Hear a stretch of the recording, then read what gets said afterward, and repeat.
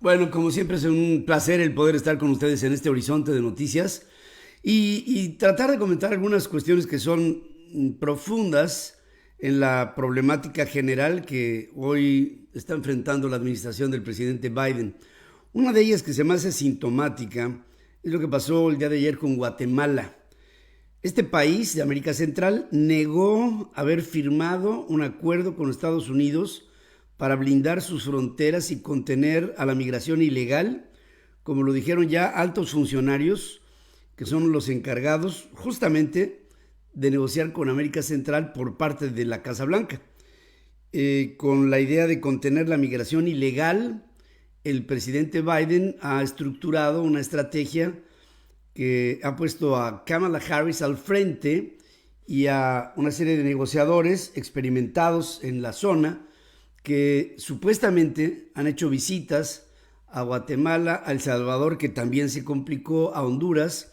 Y en el caso de Guatemala, Guatemala niega que haya un acuerdo para contener las hordas migratorias. Involucran a México, a Honduras. Honduras no ha hablado.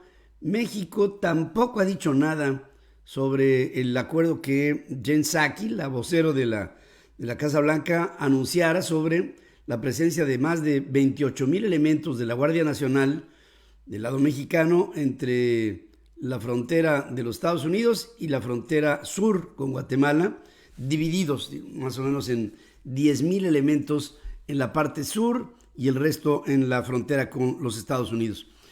Si por un lado el presidente Yamatei dice yo no he negociado, el presidente Nayib Bukele de El Salvador dice, bueno, yo ni siquiera voy a recibir al enviado norteamericano, porque como les había yo informado en días anteriores, en alguna ocasión, en semanas recientes, el presidente salvadoreño fue a Washington, pagó incluso por hacer un lobbying, porque le hicieran un lobbying para su país, para El Salvador, con lobistas ahí de la capital de los Estados Unidos, y no le hicieron caso ni las palomas del Capitolio, o sea, no le hizo caso a nadie. O sea, Guatemala desconoce, El Salvador no recibe, Honduras calla y México también.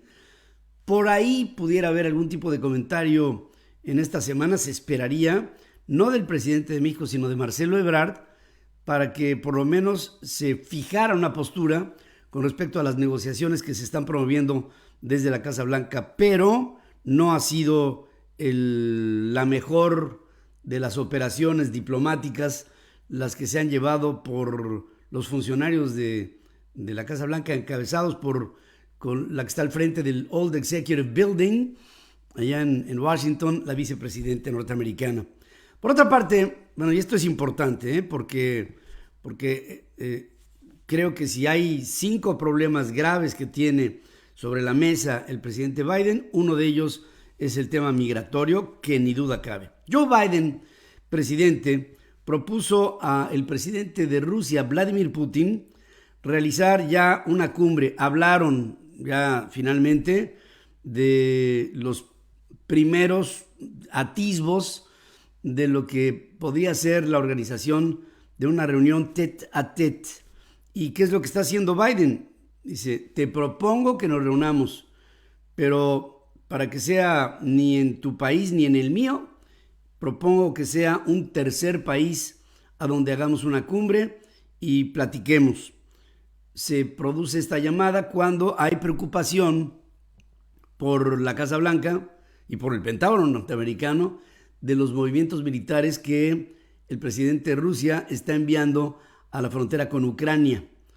Hay que decir que Ucrania es un lugar estratégico dentro de la comunidad de estados independientes de lo que fue la Unión de Repúblicas Soviéticas Socialistas, ya que en Ucrania se quedó por división, digamos, geográfica nada más, geopolítica, se quedó la tercera parte del arsenal nuclear de lo que fue la Unión de Repúblicas Soviéticas Socialistas. El presidente Putin ha querido ese enclave para poder entonces dominar a la totalidad del arsenal nuclear, pero Ucrania, pues desde Edvard Shevardnadze, con la división de la Unión Soviética hasta la fecha, ha sido un país independiente, una república que ha reivindicado su propia identidad, que si bien es cierto tiene el genoma ruso, pues tiene también su historia y sus antecedentes que hacen de Ucrania un país independiente, con un sistema presidencial y con un sistema parlamentario y con una estructura. Y dice muy enfático el presidente Biden a través de la postura de la Casa Oficial norteamericana, que serán muy observantes y muy estrictos en la determinación de defender sus intereses geoestratégicos en la zona. O sea, no te metas con Ucrania porque te metes conmigo. Eso es lo que está enviando como señal. Y, por su parte, separatistas respaldados por Rusia están combatiendo a las fuerzas ucranianas de la frontera con órdenes de Moscú, que lo que quiere es anexionar a Ucrania, como lo hubiera hecho con la península de Crimea en el 2014.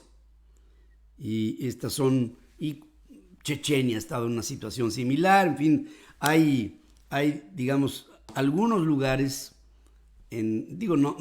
Moscú no se va a fijar en Tayikistán o en Kirguisia o en Uzbekistán o en Mongolia. No, se va a fijar en los lugares en donde más, digamos, infraestructura de poder militar había de lo que fue la Unión de Repúblicas Soviéticas Socialistas.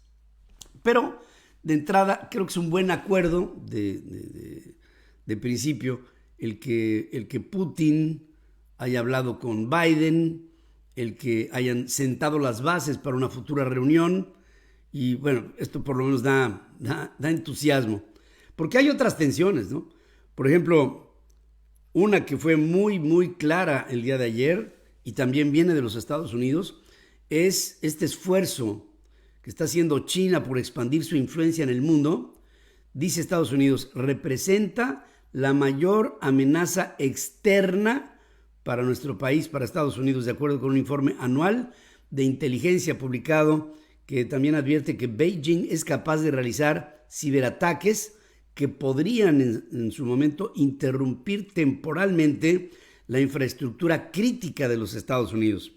Esta evaluación anual de amenazas, realizado por la Oficina de la Dirección Nacional de Inteligencia, colocó a la lucha de China por obtener un poder global en el primer lugar de la lista de amenazas, seguido por Rusia, luego Irán, después Corea del Norte, argumentando que China desafía a Estados Unidos en múltiples ámbitos y está con ello especialmente haciendo hincapié en el ámbito económico. China tiene mucho más dinero que Estados Unidos. En el ámbito económico, China es la principal acreedora de los Estados Unidos. Estados Unidos, al país al que más le debe dinero, es a China. En el ámbito militar, China tiene un ejército extraordinariamente grande y disciplinado y armado, que el año pasado el presidente Xi Jinping anunció que reestructuraría a la fuerza militar en China, y aparte representa ya una fortaleza tecnológica, además de, por supuesto, nuclear.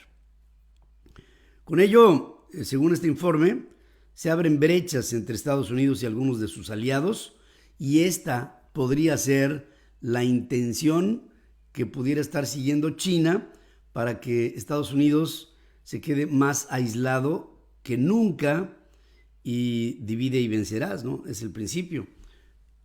Una de las preocupaciones nodales que están gravitando sobre esta evaluación es el constante movimiento estratégico que está realizando Beijing en el mar de China, que amenaza a Taiwán, a Corea del Sur, a Japón principalmente, y después a Singapur, a Indonesia, y la presencia de Estados Unidos y de la Gran Bretaña en el mar de China, haciendo ya ejercicios navales con fuego real es, creo, algo que debe de llamar la atención. Aparte, se hizo una evaluación por lo que Corea del Norte ha venido comprando de plutonio enriquecido y de uranio, y se llega a la conclusión de que en por lo menos una década Corea del Norte podría tener unas 242 armas nucleares preparadas para cualquier ataque. Ya no estamos hablando de una potencia menor, estamos hablando de que en una década Corea del Norte sería una amenaza, y antes de que fuera, Estados Unidos ha evaluado la posibilidad de neutralizar esa pretensión y desaparecer del mapa a Corea del Norte antes que Corea del Norte tenga la capacidad para hacerlo hacia los Estados Unidos. Estas son algunas de las focalizaciones y puntos de tensión en el mundo, en donde se centra todo en los Estados Unidos, y bueno, otros que aquí mencioné de lado, como es el caso de Irán, pues por supuesto que preocupan, y también el anuncio que hace el presidente Biden que cuando se cumplan 20 años en el 9/11, bueno, para el 9/11 del 2021, se cumplirían 20 años de los ataques a las Torres Gemelas, y vendría en ese aniversario, en esa fecha emblemática, el retiro total de las fuerzas norteamericanas en Afganistán, que advierten algunos grupos, digamos, rebeldes en torno a la zona, y si no es así, vendrán para Estados Unidos represalias. O sea, esta idea de que en mayo se retirarían las fuerzas norteamericanas de Afganistán, que fue una de las últimas acciones que hiciera el presidente Trump en su administración, para el presidente Biden la gradualidad será mayor y sería hasta el mes de septiembre, y el 11 de septiembre, festejando o recordando, porque eso no se festeja, el aniversario del ataque a las Torres Gemelas. Hay empresas, bueno, son muchas, son 310 empresas, pero le puedo mencionar algunas de ellas: Microsoft, Walmart, Apple, McDonald's, Coca-Cola Company. Otras son 310 empresas que están urgiendo al presidente Biden a que actualice la promesa de Estados Unidos bajo los acuerdos de París de reducir las emisiones de gas de efecto invernadero a por lo menos el 50%. Esto tiene fechas para el 50% para el 2030 y sobre los niveles que había en el año 2005. O sea, en 25 años se fija como objetivo el que haya la mitad de las emisiones de clorofluorocarbonos en la atmósfera, y esa pretensión, aunque durante los últimos 4 años Estados Unidos se separó de los acuerdos de París, de todas maneras sí siguió creciendo en la cada vez mayor influencia que tiene para los Estados Unidos la producción de energía a través de otras fuentes limpias, sustentables, como es la solar y como es la eólica. Y dentro del plan de recuperación de la infraestructura norteamericana, que contempla algo así como 2.25 trillones de dólares, se están contemplando 500,000, medio millón de puntos de recarga de electricidad para vehículos de la misma energía en toda la Unión Americana, haciendo una enorme red que movería a la movilidad de los Estados Unidos. Sería absolutamente otra.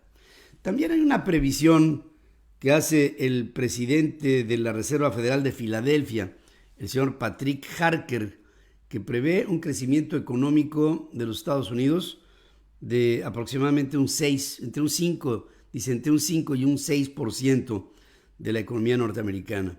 Dice, esta situación económica está cada vez mejorando más. Pienso que es importante que empecemos a ver en estas primeras fases de lo que sería el desenvolvimiento de la economía hacia finales del 2021, que pudiéramos estar en condiciones con una adecuada campaña de vacunación como se está llevando y de dispersión de dinero en función de los paquetes autorizados en el Congreso. Esto podría marcar progresos sustanciales mayores hacia metas de inflación contenidas, máximo empleo para la Unión Americana y la máxima promoción de dispersión de dinero para que haya en el circulante de la economía norteamericana la capacidad de consumo en las personas, y pues esto revuelve, como ustedes saben, a la economía, y esto es un enorme punto a favor. Bueno, sobre el tema de las vacunas, ¿qué les puedo decir? Que el máximo representante médico ahora en los Estados Unidos, que es Anthony Fauci, dice que la vacuna AstraZeneca es eficaz, pero deben de resolverse problemas de seguridad surgidos en torno a ella. Esto lo dice Anthony Fauci. ¿Y por qué lo dice? Bueno, porque también entró en duda la aplicación que ha sido suspendida de la vacuna de Johnson & Johnson. Se me hizo demasiado, pero bueno, finalmente fue una política tomada por la CDC y la Food and Drug Administration, que se dejara de aplicar la vacuna de Johnson & Johnson, que es un cóctel molotov tremendo, porque sí, las personas que se han vacunado con Johnson & Johnson me han dicho que sí les testerea, pero pues de casi 7 millones de vacunas aplicadas ha habido 7 casos, 7 individuales casos de principalmente mujeres que han sido atacadas con trombos en su cuerpo como reacción presunta por la vacuna. Y pues cuando el río suena es que agua lleva, y el gobierno norteamericano suspende la aplicación de la vacuna Johnson & Johnson hasta nuevo aviso. Esto es un trancazo muy fuerte para la campaña de vacunación, aunque, fíjense, hubo un programa rapidísimo de sustitución de Johnson & Johnson por Moderna y Pfizer. Había, por ejemplo, para muchas personas de Johnson & Johnson el emplazamiento para ser vacunados. Ya saben que la de Johnson & Johnson es de una sola vez. Pues llegaron a presentarse para que se les diera su vacuna de Johnson & Johnson, pero al haber sido suspendida la vacunación con esta fórmula, pues que creen que había un sustituto y fueron vacunados ya no con la expectativa de que fuera la de Johnson & Johnson, sino que fueron vacunados con Pfizer o con Moderna, pero la vacunación no se dejó de aplicar. Porque son peras o son manzanas, lo que está diciendo Anthony Fauci es, pues mira, la de AstraZeneca sí jala, la de Johnson & Johnson sacada de la circulación, y esperaremos que en las próximas semanas, que espero sean pocas, el que se le dé otra vez el go a la vacuna de Johnson & Johnson, que hasta este momento ha sido suspendida. De hecho, 2 cosas en torno a la vacuna. Una, la de Joe Biden, que tuvo que salir a decir, no se espanten. Ha habido prácticamente 7 millones de vacunados con la Johnson & Johnson. Lo que estamos haciendo es por 7 casos. 7 casos de 7 millones. 7 casos no pintan ni en cero. Pero de todas maneras tenemos que ser cautelosos. Eso por un lado. Y no lo dijo, pero pues obviamente lo podemos entender, que al hablar así, lo que está diciendo es, bueno, ¿y qué tal si hay gente que pudiera estar pensando, tal vez, que esa vacuna, o más bien dicho, esa reacción a la vacuna, pues me hubiera tocado a mí? Y hablo de mí, pues el que sea, ¿no? Y entonces, pues para afuera la vacuna. Y por otra parte, el expresidente Donald Trump reacciona y critica al retiro de la vacuna Johnson & Johnson. Dice, la vacuna Johnson & Johnson es lo mejor que ha sacado la industria farmacéutica norteamericana y la echan para afuera. No debió de haber sido, y es por lo mismo una acción susceptible de ser criticada. Boris Johnson, el primer ministro del Reino Unido, aclara que el rápido descenso en las muertes por COVID se debe sobre todo al confinamiento por 3 meses y no al programa de vacunación. y advierte que los casos volverán a subir si se pudieran relajar las restricciones. O sea, no es la idea que se relajen las restricciones, pero está diciéndole al pueblo inglés, mucho cuidado. Dice, hay mucho trabajo que estamos realizando para reducir la enfermedad y el contagio, pero el lockdown, o sea, el confinamiento, sigue estando al frente de nuestros esfuerzos. Y hacer un unlock del lock, o sea, el acabar con el confinamiento, fue el resultado que inevitablemente nos llevó a que, de una manera muy triste, les habría yo de reportar que hubo un aumento en el número de contagios. Y con ello estaremos viendo más hospitalizaciones y más muertes. O sea, le deja, ya saben que hubo una apertura recientemente anunciada que hizo que la gente en Londres saliera a las calles como si estuviera festejando un festival, pero además un festival de vida, ¿no? Pero dice Boris Johnson, no duró ni la víspera el entusiasmo, y dice Boris Johnson, pues les quiero comunicar que, ojo, tengan ustedes mucho cuidado. ¿Se acuerdan del Ever Given? Este buque que se bloqueó en la zona del canal de Suez.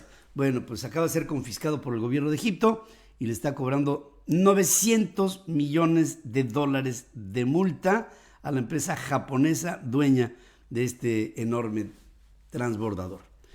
Ya con esto, terminamos nuestro horizonte de información, no sin antes agradecer, como siempre, el favor de su atención. Gracias. Y les quiero invitar también para que en unos minutos más estemos juntos en la primera emisión Central FM Equilibrio, transmitiendo a través de centralfmonline.com, nuestras aplicaciones en iOS y en Android, nuestras plataformas y nuestra querida red de estaciones hermanas en 36 estaciones de radio en Estados Unidos, asociadas, afiliadas en 105 ciudades de radio y televisión en México y en televisoras en Guatemala, Salvador, en Honduras, en Costa Rica y en Colombia. Soy Pedro Ferriz de Con y orgullosamente estoy al frente de un enorme equipo de trabajo que tiene la vocación de informar a nuestro querido auditorio todos los días.